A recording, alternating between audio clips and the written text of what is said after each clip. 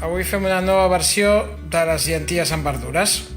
Farem, doncs, unes molt bones llenties estofades amb carxofa, principalment una mica de pastanaga i una mica de ceba tendra.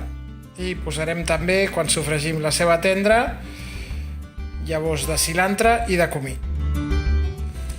Posem les llenties a coure en fred amb un gra d'all i un clau d'olor incrustat, una fulla de llorer, sal, i ara hi afegeixo aquest os de pernil que l'acabo de blanquejar per treure les impureses, i a part que el tenia congelat, doncs ara ho posem i que comenci a bullir.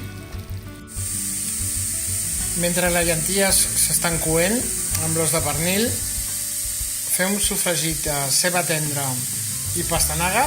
Ja hi hem posat les llavors de cilantre i comí, i d'aquí una mica, quan estigui llest, ho reservarem per posar-ho al final de la cocció de les llenties.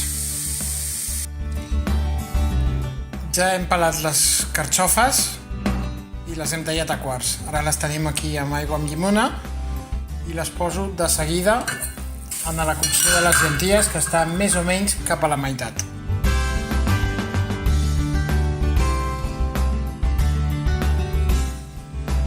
Veieu com està això?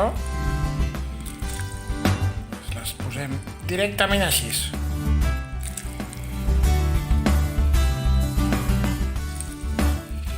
I ara taparem i deixarem coure uns 20-25 minuts. I ja ho tenim cuit. Hem arribat a una hora en total de cocció de les llenties avui. Estaran ben tovetes.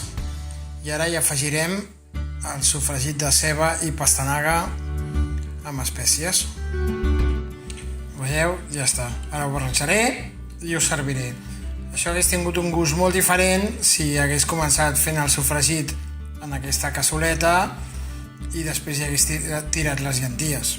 Ho hem volgut fer diferent perquè ens preservés una mica el toc cruixent.